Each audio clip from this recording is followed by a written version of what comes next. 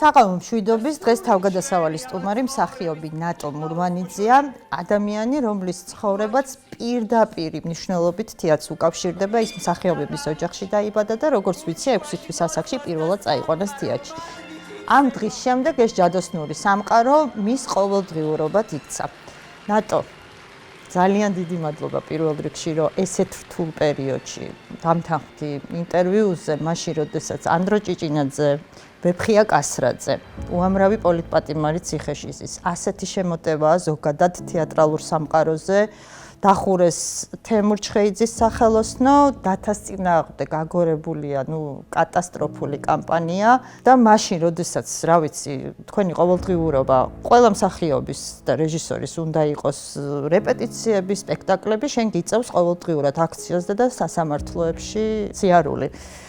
თუ გახსენდება აი ესეთი რთული პერიოდი თეატრის ისტორიაში, ან გადმოცემით, თუ იცი, იგივე ბებია ბაბუისგან.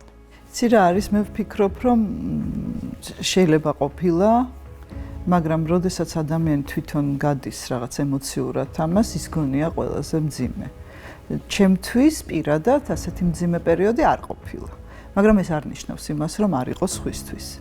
ამიტომ ნამდვილად ვერ დავიბრალებ იმას, რომ განსაკუთრებულად რთულ პერიოდს გავდივარ იმ პერიოდს, რომელიც მე უნდა გავიარო.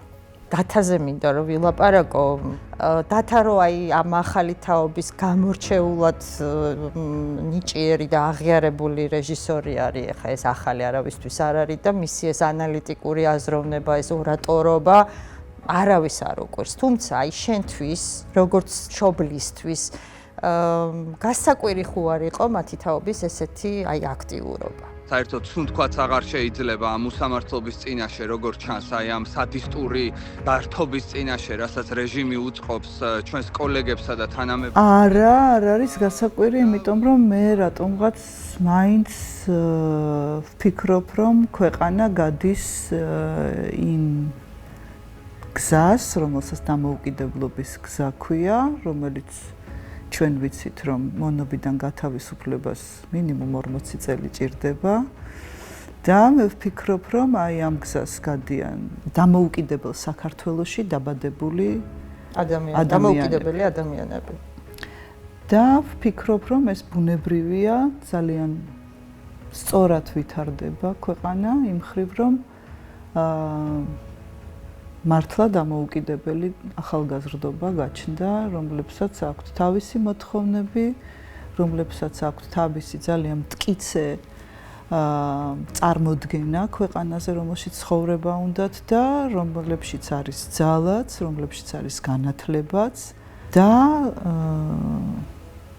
ვფიქრობ, რომ ჩვენი ვალია, რომ მათ ყური დაუგდოთ, იმიტომ რომ ჩვენც მივიღეთ ამაში მონაწილეობა, რომ ასეთები ყოფილიყვნენ. დედისთვის შვილის კრიტიკა რაც არ უნდა ადამიანმა თქვას, რომ აი რაღაცა ცივი გონებით შევხედავ, თუ რაღაცა მაინც, რა ვიცი, მე ვთვლი, რომ ალბათ რთული მოსასმენია, ხო? და მართლა ის დაუმსახურებელი კრიტიკა, რაც დათას მიმართ წამოიწყეს, ეს რაღაცა გაშავება, შენთვის ემოციურად რამდენად რთული იყო აი ამ ყველაფრის მოსმენა და ამ ყველაფრის ყურება? რა ვიცი, მე რაღაცნაირად შეიძლება ასეთისთვის მზად არ ვიყავი, მაგრამ ასეთ თუ ისე მზად ვიყავ, იმიტომ რომ ეს კაცობრიობის ისტორია ასეთია, რომ ყოველთვის დაისჯება ის, ვინც რაღაცით განსხვავდება სხვისგან. იმიტომ კი არა კარგი კონტექსტით, არა მე მიჭირს შეიძლება სხვისგან კრიტიკის მიღება, იმიტომ რომ საკმაოდ კრიტიკული ვარ მე თვითონ მის მიმართ. და იმაზე მეტ კრიტიკას იღებს შეიძლება ვიდრე სხვები აკრიტიკებენ. ამიტომ თქვა დათას მე მგონი ამის იმუნიტეტი აქვს. აი შენ შემთხვევაში როგორ იყო? აი დედის იმუნიტეტი ხო, დედისთვის ძალიან რთულია. ძალიან რთულია. მე არ მაქვს პირადად ეს სპექტაკლი ნანახი და არ ვიცი შესაბამისად ამაზე ვერ ვისაუბრებ, ხო, ცხადია, როდესაც არ მაქვს ნანახი, თუმცა ჩვენს ქვეყანაში არიან ესეთი ადამიანები, არ წაუკითხავთ, არ უნახავთ, მაგრამ ნუ ამას გმობენ და განსჯიან და ასე შემდეგ. აი ალბათ ვიღაცებს ისიც გონიათ, რომ ამ რაღაცა საბჭოთა მოძველებული რაღაცა მეთოდებით შეძლებენ, რომ თქვათ დათაც გააჩუმონ, შენც გაგაჩუმონ და ზოგადად ძალიან ბევრი ადამიანი გააჩუმონ. რას ფიქრობ შენ ამაზე? მე ცოტა ისე ვუყურებ ნებისმიერ მეთოდს საბჭოთას და მოძველებულს და ახალს, იმიტომ რომ ყველაფერს ადამიანი იგონებს და ადამიანი არ იცვლება. ადამიანი არის ასეთი, არის ისეთი და ამას რას დაარქმევ, რა მნიშვნელობა აქვს საბჭოთას თუ თანამედროვეს თუ მეთოდები არის ერთ და იგივე. მაგრამ მეორეს მხრივ, თუ კი ჩემთვის არის ძალიან რთული ამ კრიტიკის სმენა, მათთვისაც რთულია, ხო? ანუ აქედანაც არის გაშვებული არანაკლები კრიტიკა და თქვათ ამ შემთხვევაში ვისაც ხელეწიფება და ძალაუფალია თუ რა ქვია ამას ძალაუფლება უჭირავს ხელში და მის ხელთ არის დღეს ყველაფერი, უფრო ძლიერია ამ შემთხვევაში. ვფიქრობ, რომ ის იყენებს ყველაფერს იმისთვის, რომ ეს გააჩეროს. რა თქმა უნდა, არავის არ სიამოვნებს ეს, მაგრამ გაგაჩერეს? გაგვაჩერეს, არ ვიცი, ალბათ არა. ალბათ არა, მაგრამ ძალიან სამწუხაროა თუ ეს ასეთი ფორმით შეეხოთ მართლა გულწრფელ ადამიანებს და მართლა გააზრებული აქვთ. ძალიან სამწუხაროა ეს, იმიტომ რომ ამ შემთხვევაში ვწუხარ, რომ ინტერპრეტირებული ვერსია ჩაუვარდათ მათ ხელში და მათითაც მოხდა მანიპულირება. იმიტომ რომ მე არ ვილაპარაკებ სპექტაკლზე. ნამდვილად, იმიტომ რომ თავის სამართლებელი არაფერი არ მაქვს. ხელოვნება არის თავისუფალი და არის დამოუკიდებელი და ხელოვნება არის ის, რაც დოგმებს ანგრევს იმისთვის, რომ ადამიანებმა იაზროვნონ. ამიტომ ვთქვათ, დოგმებზე აწყობილ სისტემებთან ჩვენ ყოველთვის ვიქნებით ან ყოველთვის დაგვარტყამენ, ეს ვიცით და ასე იყო ისტორიულად და ასე იქნება სულ. ამიტომ ან უნდა იყოს ხელოვნება, ან არა, ხო და გავჩუმდეთ ნიშნავს, რომ შევეგუოთ იმას, რომ ხელოვნება აღარ იყოს. ხელოვნება უბოდიშოა. ხელოვნება გადის ადამიანების ტკივილებზე. ხელოვნება იცავს სუსტს და გმობს ძლიერს. ხელოვნება არის ღარიბის და არა მდიდრის. ამიტომ მე ვფიქრობ, რომ ჩვენ სხვადასხვა რაკურსიდან ვუყურებთ ერთი და იგივე ღირებულებებს. დანარჩენი ყველაფერი არის ინტერპრეტაცია. ესე იგი, მე დარწმუნებული ვარ, რომ ეს ყველაფერი, რაც დღეს ჩვენს ქვეყანაში ხდება, ესე უკვალოდ არ ჩაივლის და აუცილებლად დაუბრუნდება ყველაფერი ძველ კალაპოტს, ჩვენ გავაგრძელებთ ამ ქვეყანაში ცხოვრებას. ჯერა რომ აუცილებლად გავწებრიანდებით იქ, სადაც ჩვენი ადგილია, ამიტომ მინდა რომ ეხლა ცოტა ხანი მოგწყვიტო ამ დღევანდელ რეალობას და ჩვენი გადაცემის ფორმატიც ასეთია, ადამიანის ცხოვრების თავგადასავლები და რაღაცა შენი ბავშვობისკენ მინდა რომ იქით წავიდეთ და დასაწყისში აღვნიშნე რომ 6 თვის იყავი, რომ წაგიყვანას პირველად თეატრში და როგორც ვიცი, მაკას ის ბილეთიც კი შენახულია, ხო? ეხლა 6 თვის ასაკში არ გემახსოვნება ცხადია თეატრი, მაგრამ უკვე აი რა საკიდან მოდის შენს მეხსიერებაში აი ეს თეატრი, ის ჯადოსნური სამყარო, ის კულისი, აი ეს ყველაფერი მინდა რომ გაიხსენო. იმდენად რამდენადაც გაუცნობიერებელ მდგომარეობაში ვიყავი თეატრში, ამიტომ არ მახსოვს თეატრის შემოსვლა ან ჩემი შესვლა. შესვლა თეატრში. ამის გამო ეს არ მაქვს დაფიქსირებული, როგორ არ მახსოვს თეატრი, მაგრამ არ მახსოვს, როდის აღმოვაჩინე, რომ ეს არის რაღაცა ჯადოსნური სამყარო, იმიტომ რომ როგორც სახლში რო კედლებს არ აღმოვაჩენ, ზუსტად ასევე არ აღმოვაჩინე თეატრი და შეიძლება ეს საკმაოდ ისეთი რაღაცა ალბათ დიდი სიამოვნება ამის აღმოჩენა, მაგრამ მე ამ სიამოვნებისგან შორს აღმოუჩინე. რა სპექტაკლზე წაგიყვანეს 6 თვის ასაკში? ასაკში? საბალეტოზე, სადაც ტირილი რო დამეწყო, არ შეუშლიდი მსახიობებს თუ მოცეკვავებს, ხელს სადაც ორკესტრი ძალიან ხმამაღლა უკრავს. ანუ იყო პირველი ოპერა. მანუც ეგეთი წავიყვანე, ძუძუს ჭამდა პარტერში და დაიძინა მერე. სპექტაკლზე. ხო. პირველად ეს წავიყვანეთ საბავშვო სპექტაკლზე, ოღონდ მაკას ბალეტის.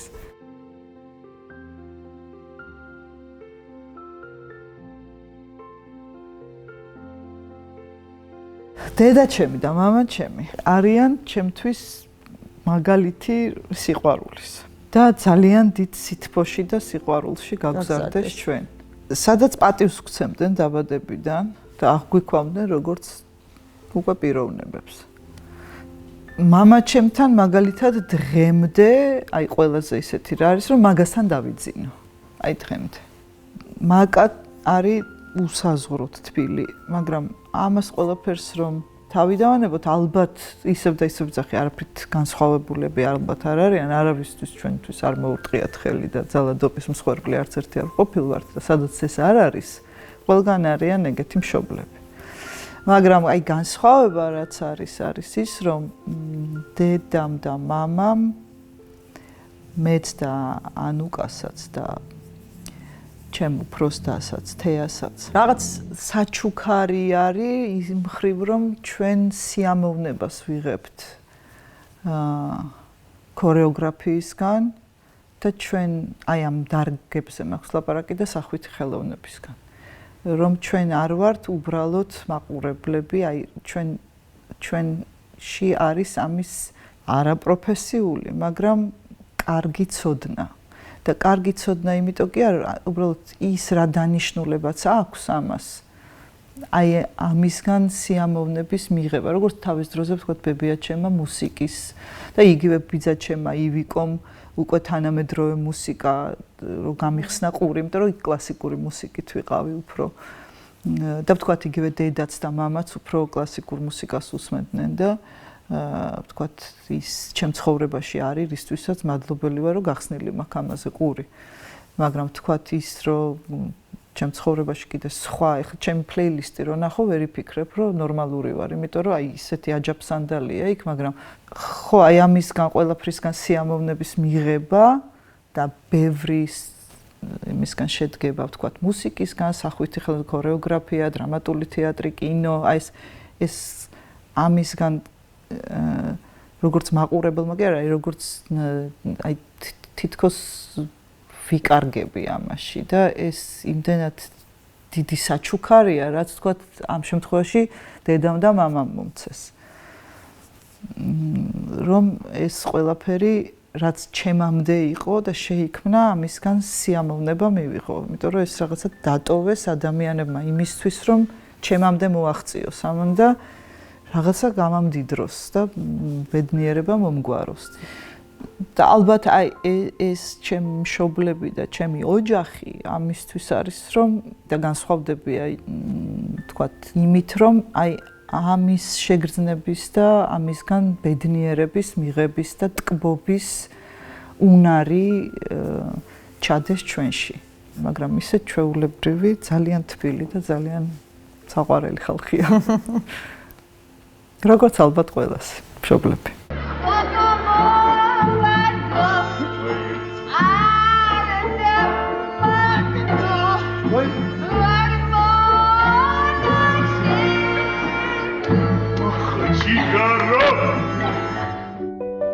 არ შემიძლია რომ არ კითხო ქალბატონ მედიაზე და ბატონ კოტეზე. ნუ რა თქმა უნდა, ეხა პატარა რო ხარ და ამ ადამიანებს თან თქვათ მათ მეგობრებს რო უყურებს, სახლში რომ მოდიან, რო ტრიალებ ამ ადამიანებში, შენთვის ეს ჩვეულებრივი ამბავია, ხო?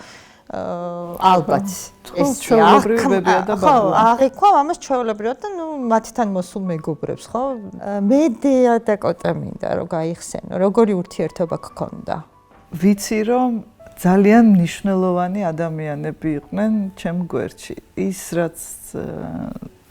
რაც უკავშირდება მათ პროფესიულ მოღვაწეობას, იმასთან მე არანაირი შეხება არ მქონია. ის იყო რაღაც, რაც ჩემს მიღმა ხდებოდა.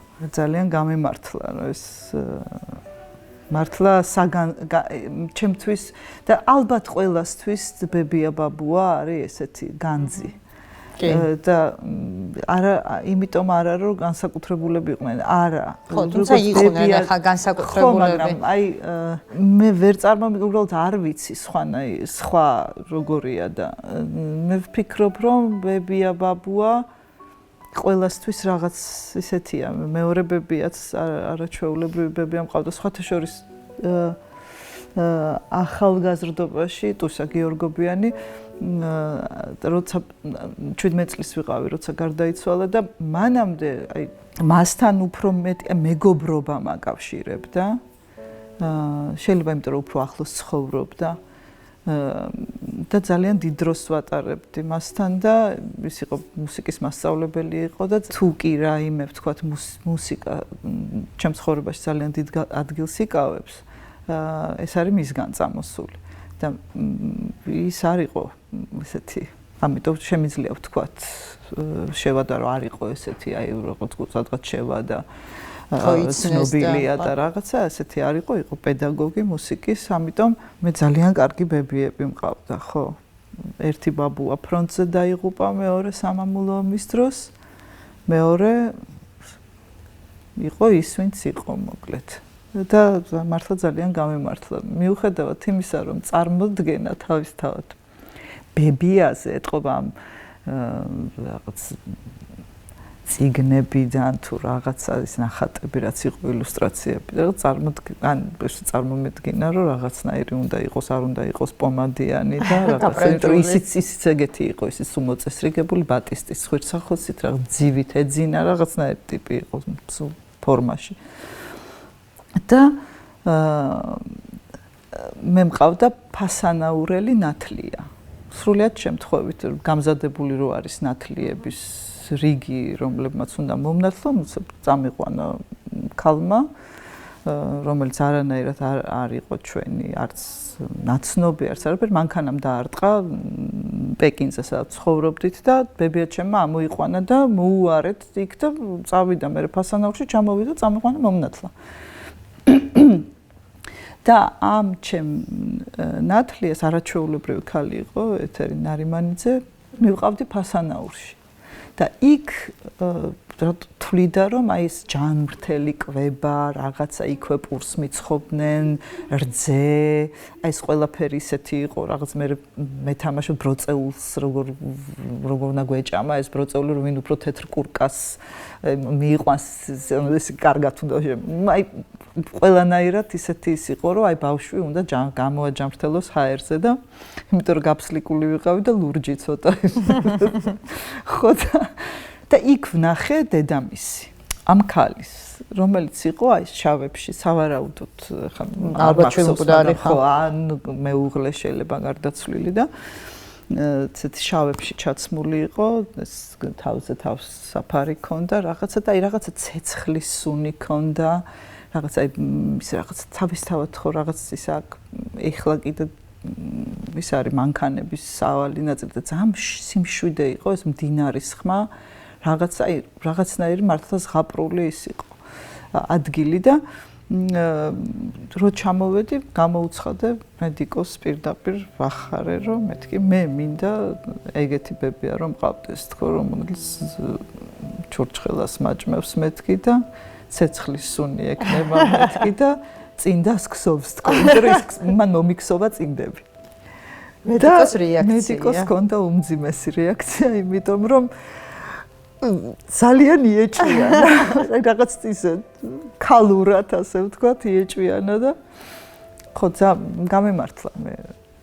მაგრამ მეორეს მხრივ ვისაც დახვდნენ ბებიები და ბაბუები და მათთან ურთიერთ ყველას გამომართლა.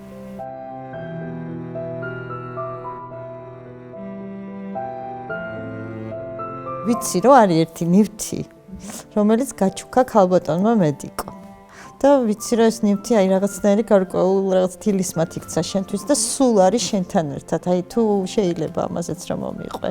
თუ ძალიან პირადული არ არის რა თქმა უნდა. არ არის. არის და არ არის მეორეს მხრივ.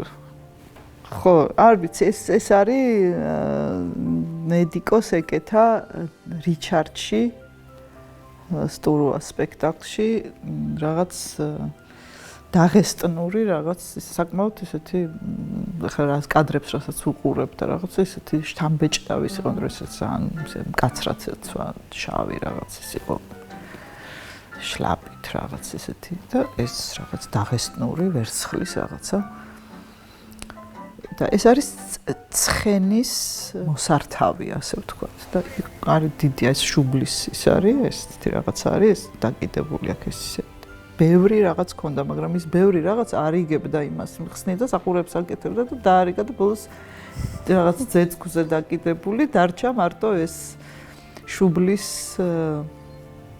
სამკაული ასე ვთქვათ ცხენის შუბლის სამკაული და ყველაზე ძალიან რაც მიყვარს მაგ იმაში, იმიტომ რომ მანდ არის მედიკოს ხასიათი, აი ეს რაღაცა, ესეთი მნიშვნელოვანი, რაც მისთვის ძალიან მნიშვნელოვანი იყო, ძეწქვზე, ჩასაკეტი აქვს და არ ვიცი ქართულად როგორ არის, ბულავკით აქვს ეს შეკრული. აი ეგ არის მედიკო. აი ეს ბულავკა არის მედიკო. სცენა მესამე. სასახლე. შემოდის დედოფალი მარგარეტ.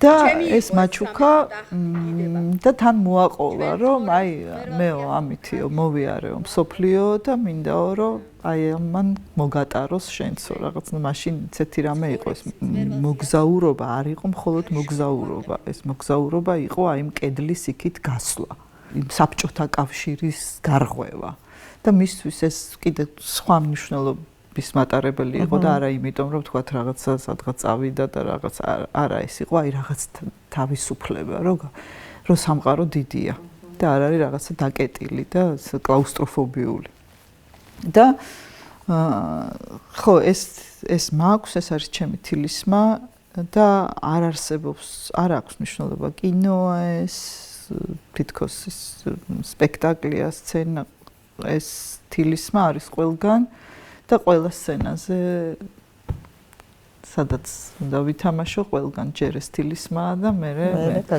მე გავდივარ მე ეს რაღაცა ვამოგზაურებ მას ეს არ აქვს მნიშვნელობა უცხოეთში სვანეთის სცენაზეც მესტიაშიც მაქვს ეს დადებული ქუთაისის თეატრშიც მესხიშვილის და ყველგან სადაც კი გვითამაშია ქობულეთში სადაც კი გვითამაშია ახალციხე ყველგან ასე რომ აგრძელებს მოგზაურობას მისი თილისმა.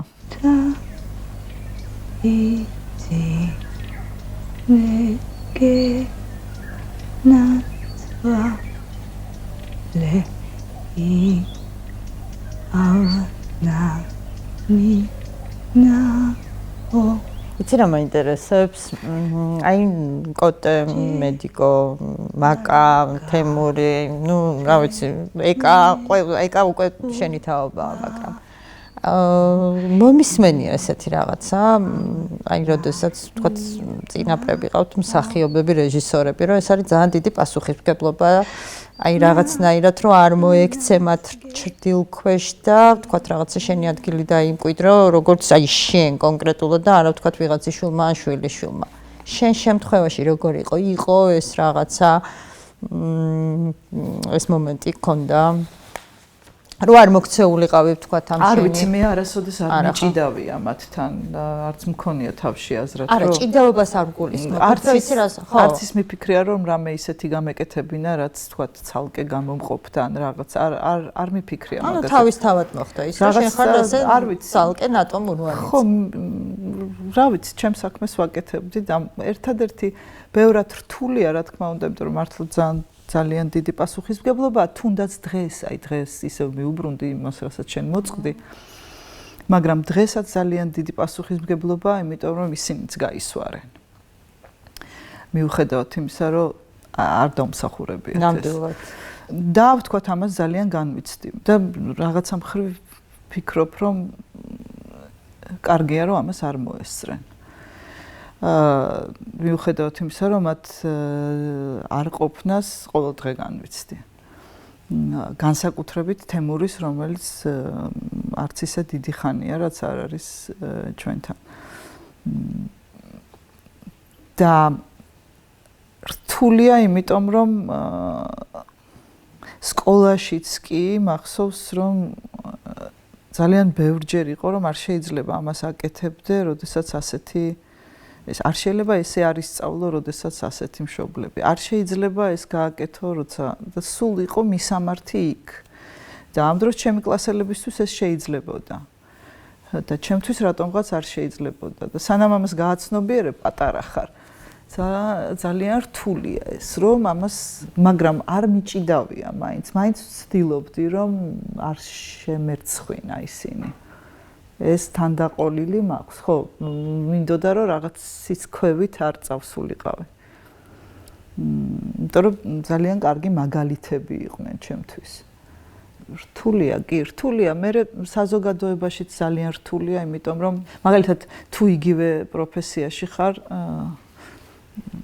ნებისმიერი შენი რაღაცა წარმატება, თუნდაც ჩაბარება. აი ზუსტად ეს ვიგულისხმობ, რაღაცა არასწორად ანუ სწორად ვერ დავსვი კითხვა, რომ აი როდესაც არიან ესეთი ადამიანები, ხო, შენს ცხოვრებაში, აი მე ვთქვათ ვიღაცამ შეიძლება თქვას, რომ ნუ ეს ამის შვილი ან შვილიშვილი, აი ეს ვიგულისხმობ, რასაც ახლა შენ ყვები. ეს ესეა, რომ ვთქვათ ჩავაბარე, იმიტომ რომ ესეთი მშობლები მყავს. ვთქვათ, კინოში გადამიღეს, იმიტომ რომ ესეთი მშობლები მყავს, სპექტაკლში ვითამაშე, იმიტომ რომ ძალიან დიდხანს არის ეს, იმიტომ რომ თუ კარგია, იმიტომ რომ არის და თუ ვერ გავაკეთე და ცუდი და ჩავარდა რაღაცა, რაც ვერ შევძელი, მაგალითად, ამისგან არავინ არ ვარ დაზღვეული. მაშინ იმდენად ცუდი ვარ, რომ მშობლებმაც ვერ მიშველეს და ამიტომ ყოველთვის არის რაღაცა, რითაც გიწევს ცხოვრება. მაგრამ მე უკვე ეჩვევი ამას. სამწუხაროდ. როგორც აიხლა მაგალითად ამ ბულინგს, ყველაზე რთული ალბათ ეს არის, როცა აცნობიერებ, რომ გულგრილი ხდები ამ დარტყმების მიმართ. ანუ ესე იგი აღარ გაქვს რეაქცია ამაზე. ესე იგი რაღაცა კანი გისქელდება და ცოტა კარგავ რაღაცას, რის გამოც ქვია ადამიანი. იმიტომ რომ სხვის მიმართ ემპათიურიც ხომ მაგიტომ ხარ, იმიტომ რომ შენ ხვდება რაღაც.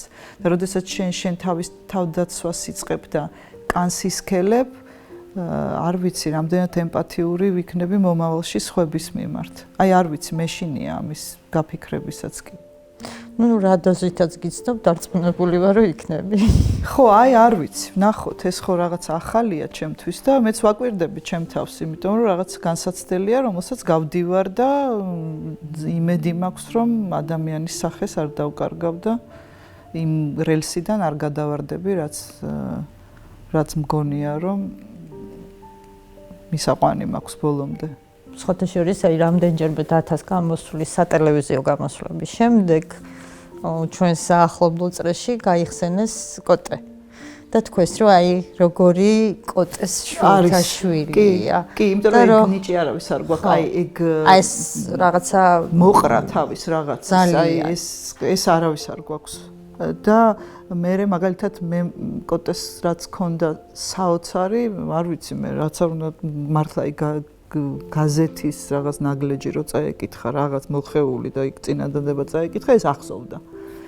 დათაც ეგეთია, ხო, დათასაც რაღაც საოცარი მეხსიერება აქვს, აი ან რამდენს იტევს ვერ ხვდები და მე მაგალითად აი და მიდის სადღაც ეს არ არის, მე როცა დამჭირდება, შეიძლება ვერ მოვუყარო თავი, მაგრამ რაღაცა მომენტებში, რა თქმა უნდა, ეხა ეს ინფორმაცია არსად არ მიდის და მაგით ვართ, ხო? ხო, უბრალოდ რაღაც ფორმირებაში მიიღო ამ ყველაფერმა მონაწილეობა, მაგრამ ის რომ თქვათ ამას თავი მოუყარო და ეს საკმაოდ ეგ კოტესი აქვს კი აქვს აი კატკატაკვილები რო გააქვს და სხვანაირი გამოხედვა რო გააქვს და ბრაზიანი რო ხარ გაუჯვარდირა პირველი ნაბიჯები მინდა რომ გაიხსენო თეატრალურ ინსტიტუტში ვიცი რომ შალვა გაწერელიას ჯგუფში იყავით თუმცა რაღაცა მიშა თუმაშვილთანაც კი შეხება ჰქონდა ხო არა ეს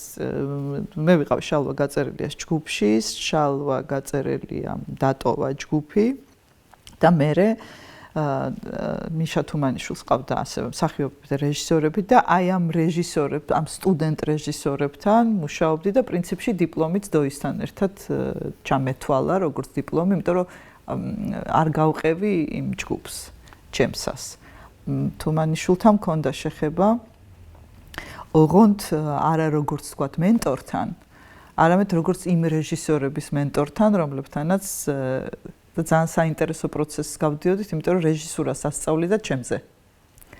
და ეს იყო აი ერთი და იგივე ნაწყვეტის მილიონნაირი ინტერპრეტაციის როგორ შეიძლება რომ და იგივე დიალოგი იყოს სხვადასხვანაირი. თვითონ პერსონაჟიც რო შეიძლება იყოს სხვადასხვანაირი. და აი როგორ შეიძლება ვთქვათ ერთი და იგივე ტექსტით სხვადასხვა ფსიქოლოგიური პორტრეტის დახატვა და ამას ასწავლიდა იმათ და ასწავლიდა მე ვიყავი იქ და ამიტომ ამ ხრივ მანდაც ძალიან გამემართლა. მაგრამ საფუძვლები ბატონ შალვასთან და მე უბრალოდ შეხება მქონდა ბატონ მიშასთან. რთული პერიოდის სცენაზე, ძალიან რთული პერიოდები გაიარეთ სცენაზე, უშუქობა, სიცივე, უფულობა აი ეს პერიოდიც მინდა რომ გაიხსენო. უკვე რომ დაამთავრე თეატრალური ინსტიტუტი, პირველი ნაბიჯები დიდ სცენაზე. რთული იყო, მაგრამ ახალგაზრდები ვიყავით. და ძალიან გვჯეროდა იმის, რასაც ვაკეთებდით. რთული იყო, ძალიან ბევრი გამოწვევა, ძალიან დიდი რაღაცები გვაქვს, აი ეს დოგმების ნგრევა და ჯანჯღარი. გვაქვს ერთად გაკეთებული მეც და დოისაც და ჯგუფს ასე ვთქვათ, სხვების აკეთებდნენ იმას კი არ ვიბრალებ რომ მარტო ჩვენ შვებოდით ამას, მაგრამ იმიტომ რომ მაგ დროს ხდება პროფესიის შეთვისება, მანამდე უკვე პრაქტიკაზე როცა გადაგაქვს. და აი ვთქვათ ის რაც თეორიულად გავლილი გქონდა, რაღაც უკვე შენ ამიტომ რაღაცები მიუხედავად იმისა, რომ ცუდად არ მახსენდება. უბრალოდ უფრო ამტანი ვარ შეიძლება ვიდრე ვისაც თქვათ ეს ყველაფერი არ გაუვლია. თორე განსხვავება არანაირი, ყველა ერთ გზას გავდივართ. ხო, უფულობა არ იყო მარტო ჩვენი უფულობა, იყო ყველას უფულობა და ფეხით დავდიოდით ყველგან და გვციოდა და გვწუროდა და გვშიოდა, მაგრამ რა ვიცი, ეს იყო ჩვენი საზრდო მაშინ და არ ვიყავით უბედურები თითქოს. უბრალოდ ამ ომმა აფხაზეთის ძალიან დიდი დაღი დაგვასვა. და მეგობრები ვყავდა დაკრძალული. ძალიან პატარები ვიყავით ამისთვის, ამ ტკივილისთვის და ამ შეუგუებლობისთვის, აი რაღაც ვერ შევეგუეთ ამას. ეს იყო კი. ცოტა ამ ხრივ ესეთი ბოლომდე ბედნიერები ვერ ვიყავით. მაგრამ ახალგაზრდა როცა ხარ, როგორ გითხრა, ხა ნავთის სუნი ნამდვილად არ მიყვარს, მაგრამ რაღაც უცებ წამიღებს ხოლმე თუ გავიგე და ვიგრძენი და უცებ რაღაც მაბრუნებს სადღაც, რაც იმისი არ იყოს ვიღაცებს რო აბრალებენ, რომ აი ვიღაცები რო ამბობენ, რომ აი კომუნისტების დროს კარგი იყო, უბრალოდ ახალგაზრდები იყვნენ, იმიტომ კი არა რომ კარგი იყო. ხო, ის თავის ახალგაზრდობა ენატრებათ. ხო, და ვერ ყოფენ ამას. მე არ მენატრება ის პირობები და ის უბედურება, რაც ხდებოდა. საშინელება. მაგრამ ახალგაზრდა ვიყავი და რა თქმა უნდა, როგორ ვთქვა, რომ 90-იანი წლები მენატრება, დეგენერატი უნდა ვიყო, ხო?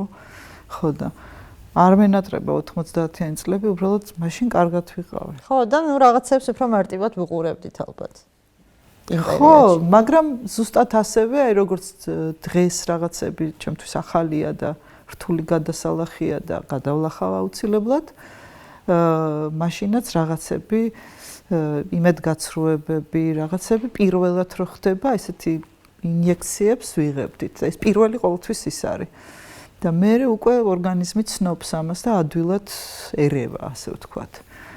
ხო და ამ ხრივ აი ამ პირველი ინიექციების პერიოდი იყო ეგ, რომ ასეთი პატარა აცრებს ცხოვრებისეულს მაშინ ვიკეთებდით ყველა. რომ ორგანიზმი ცნობდეს ამას. და არ დაემართოს ის ტრაგედია, რაც მაშინ რაღაცა სისულელების გამო შეიძლება დაგმართნოდა.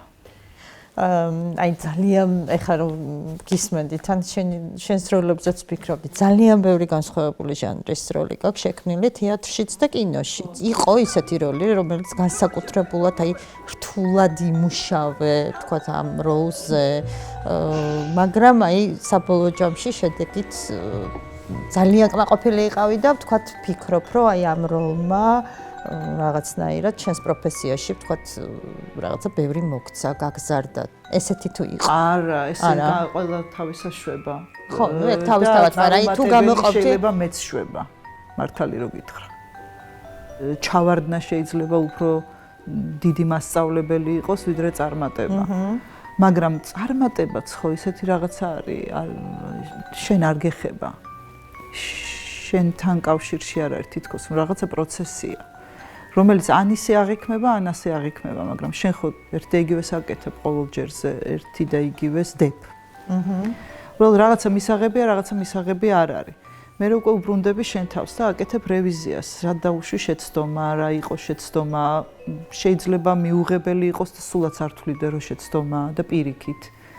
არის პროცესია და სანამ ამას აკეთებ, ეს პროცესი არ ჩერდება. და სირთულის თვალსაზრისით ყველაზე მეტად რთული ჩემთვის იყო ანტიგონეს თამაში, იმიტომ რომ ჩემ თავს თამაშობდი. ეგ არა არც არაფერს არ ვთამაშობ. მართალი რომ არ იმიტომ, თვალებზე გეტყობა. იცი რომ მართალი ვარ, მაგრამ აღიარება გიჩის და უკვე ზაწყარ დაიცო შენი ბედნიერება როგორ ძაღლმა გამოკრული ძვალი. ამიტომ ვთქვათ ეს რთული იყო, როდესაც არ იმალები პერსონაჟის უკან, როდესაც არ თხზავ. და ეგ იყო რთული ჩემთვის ძალიან, იმიტომ რომ ცოტა მცვენოდა ამის თამაშის, იმიტომ რომ რაღაცა არაფერი არ მიცავდა და ძალიან ისეთი ექსგიბიციონისტური იყო. გაინახო შენი პატატინა ბედნიერება. მე ყველაფერი მინდა. მე ვიცი რომ ეგ ვარ. დღესაც ეგ ვარ. იმიტომ რომ არ არსებობს ჩემთვის შიში, როდესაც რაღაცა მიმაჩნია რომ არასწორად და ვიღაცა იჩაგრება და ვიღაც ბებერი ანტიგონე ვარ რა მოკლედ რა. იმან დამდენ ხანი ვერ იცხოვრა. აი დატა სპექტაკლში მონაწილეობა, დატა სპექტაკლში თამაში რა ემოციასთან იყო დაკავშირებული? რაღაცა დედა, შვილი, დატა სპექტაკლში მონაწილეობა ჩემთვის რაღაცა მხრივ გაახალგაზრდავების ტოლფასი იყო, მხოლოდ იმიტომ რომ მისი აზროვნების სიხშირეზე დავჯექი. და იყო მთელი ჩემი აი ამ რაღაც უკვე გამკრუებული რო გაქვს რაღაცები, იმის მოძრობა და გატყავება, იმიტომ რომ ის უნდა გადამეყარა. თავისთავად ეს ის ნაწილია, რომელიც მე არ ვიცოდი.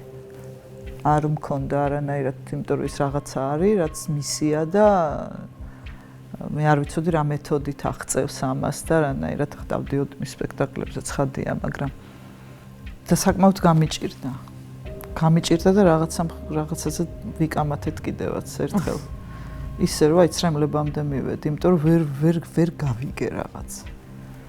რაღაც ალბათ მე რაღაცას ვითხოვდი იმას, რასაც მიჩვეული ვარ, რომ რაღაც გავიგო და ის აბსოლუტურად სხვა მეთოდით მიდიოდა იქამდე და მე მივხვდი რომ უნდა მივყვე უბრალოდ და იქ უბრალოდ რაღაც კიდე ის იყო რომ იმდენად ვაკვირდებოდი რას აკეთებს რომ რაღაცები გამოვტოვე მე თვითონ ეთყობა ბოლომდე ვერ გავყევი იმიტომ რომ რაღაცა შემფასებელიც ვიყავი გარდა მსახიობისა ხო და აი რთულია აი გადალახო ხო და ეს იყო რთული იმიტომ რომ უი ამას აკეთებს ეს ამ მდგომარეობაში ვიყავი დიდხანს და ამ დროს ჩემი პარტნიორები მიყვებიან როგორც მსახიობები და წავიდნენ და ლამის მზად იყვნენ უკვე და მე ჯერ კიდევ აღმოჩენებში ვიღარ რას აკეთებს ახლა ეხა იქ აი ამ მდგომარეობაში გამოვტოვე ძალიან ბევრი და მე დაწევა რაღაცა მხრივ რომ მეც ფორმაში ყოფილიყავი ძალიან გამიჭირდა.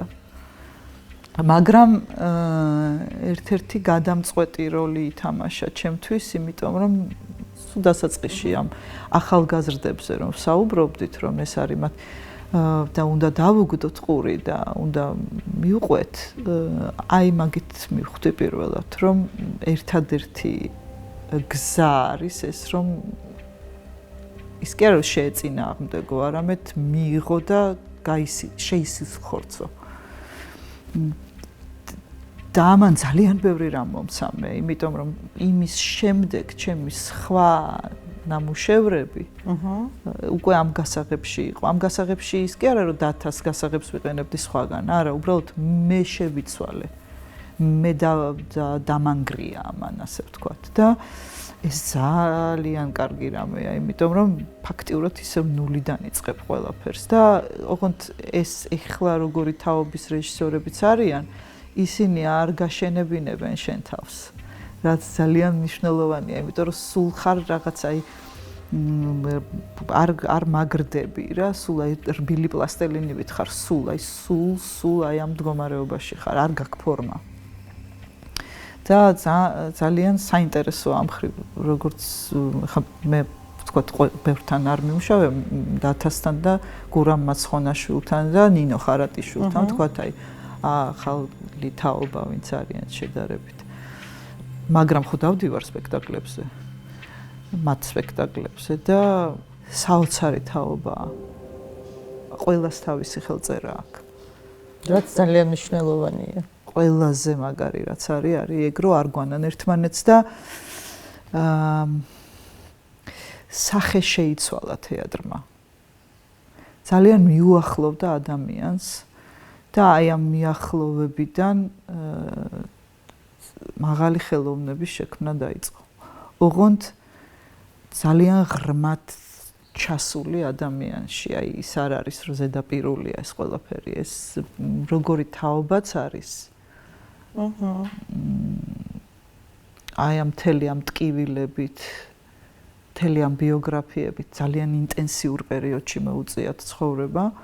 მე არ მახსენდება რომ სპექტაკლის მერე წავსულიყავი და დამვიწყებოდა, ეს ხშირად მქონდა ხოლმე დიდი რეჟისორების მერეც, რომ აი ვთქვათ, აი მეორე დღემდე მაქსიმუმ გაეკაჩა. და ვთქვათ, აი ამით ვზომავდი, რომ თუ ვთქვათ სპექტაკლი მახსოვდა, ან ფილმი, ან წიგნი, თუ მახსოვს დასრულებიდან რაღაც აი რაღაცა ატარებ თითქოს, აი რაღაც კი არ ფიქრობ, მაგრამ აი რაღაცა სხეულში გაქვს თითქოს რა.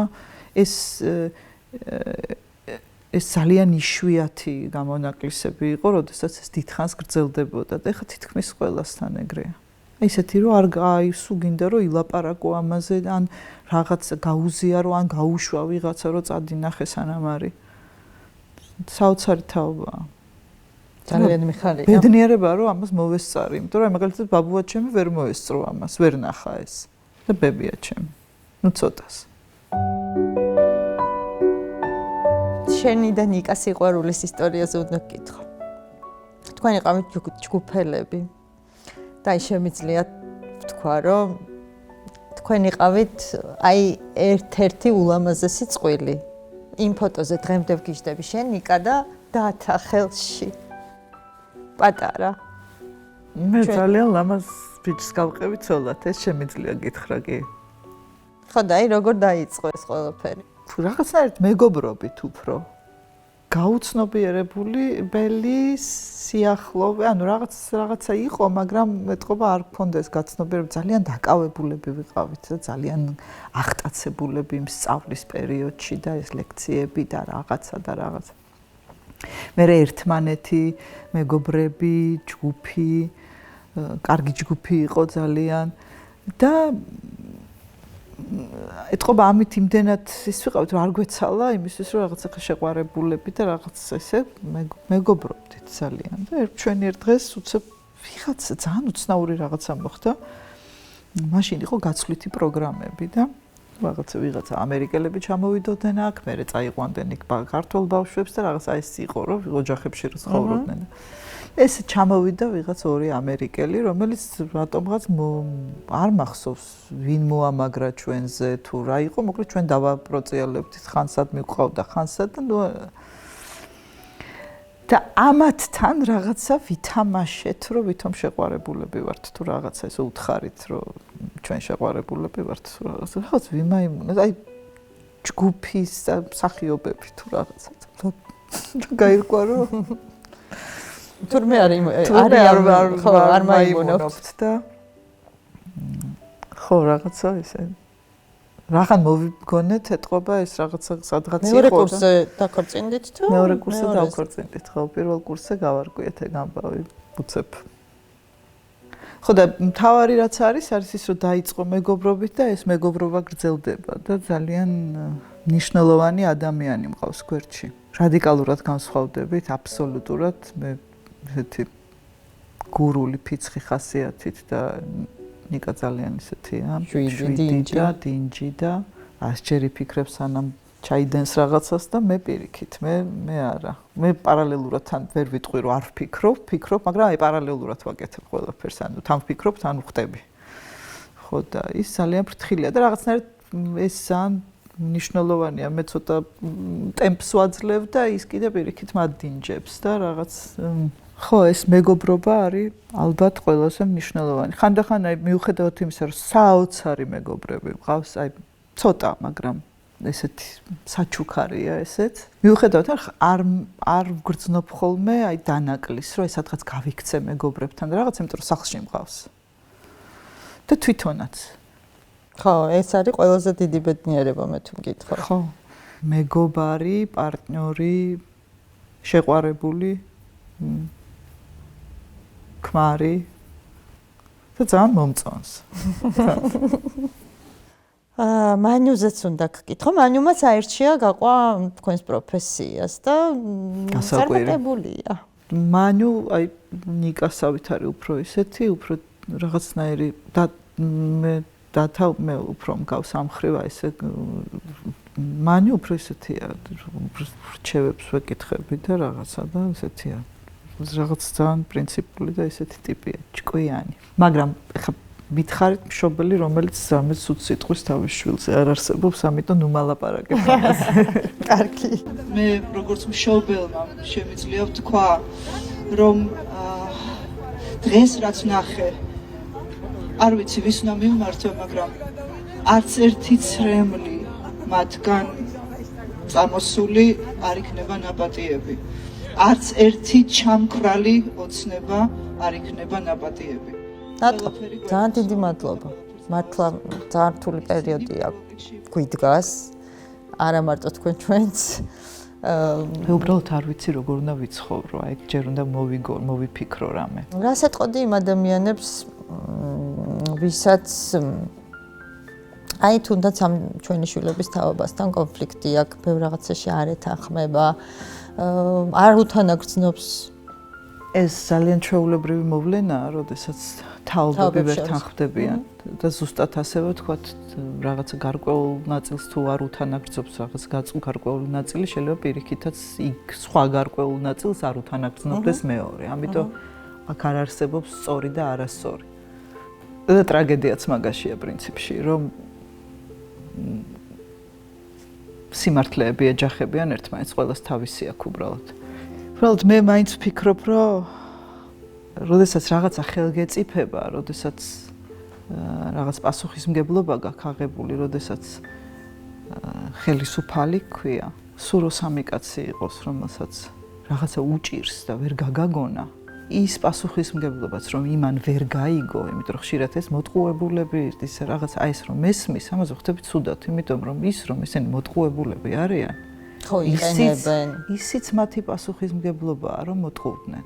ის არ არის იმათი დანაშაული, რომ მოტყუდნენ, თუ მოტყუდნენ. ამიტომ უნდა არსებობდეს რაღაცა ველი, რომ მე გამაგებინო რაშია საქმე. რატომ ვტყუდები? თუ ვტყუდები. და ამიტომ აი ეს რაღაც ცოტა ზემოდან ქვემოთ რაღაცა ჩვენ ახლა ახსოვდეთ, რომ ყველაზე დაბალი რგოლი ეგენი არის, იმიტომ რომ ჩვენ ვუხდით მათ ფულს. და როდესაც რაღაც არ მოგწონს, აი მარტივად დამლაგებელი, რომელიც არ მოგწონს, ხო? არ ვერ დაალაგა ისე. ერთხელ გადაუხდი და მეორედ სხვას მოიყვან. ხო და ამიტომ ეს უნდა იცოდნენ, რომ ესენი არიან დამლაგებლები. ესენი არ არიან მეფეები. იმიტომ რომ ჩვენ ვუხდით მათ ფულს. ჩვენ ხელფასზე არიან ისინი და ისინი ვალდებულები არიან, რომ იმ ახალგაზრდებსაც მოусმინონ, ძველგაზრდებსაც მოусმინონ, მაღაროელებსაც მოусმინონ და ყველას მოусმინონ, იმიტომ რომ კლიენტი ყოველთვის მართალია. და ამ შემთხვევაში ჩვენ ვართ დამკვეთები, ჩვენ ვართ კლიენტები. ჩვენ ვიხდით ფულს. დიდი მადლობა შენ წარმატებებს გისურვებ და რა ვიცი იმედია რომ ამ ქვეყანაში აუცილებლად ადგება ის დრო, როდესაც ქუჩაში შეიძლება მოგვიწიოს რაღაცა ბუნებრივი რესურსების დაცვისთვის გამოსვლა და გაპროტესტება იგივე ჩვენი ოთხფეხა მეგობრების უფლებების დასაცავად. ხო, მაგრამ არც ერთ ხელისუფალს როგორც გაირკვა არ აწყობს ეს, რომ ღმერთმა დაიფაროს და სოციალურამდე დავიდეს რაღაცა და ჩვენი პირადი უფლებებისთვის ვიბრძოდეთ. აქ სულ ყოველთვის ყველა ხელისუფალი რაც კი თავი მახსოვს ეგზისტენციალური პრობლემის წინაშე აყენებს ამორჩეველს და ამით ძალიან მარტივად მანიპულირებს შემდეგ მართალი ხარ. სულ ვართ ამ ქვეყნის გადარჩენის ამბავში და ამ დროს ცხოვრება გავიდა. დიდი მადლობა წარმატებების შენ. დიდი მადლობა პირიქით.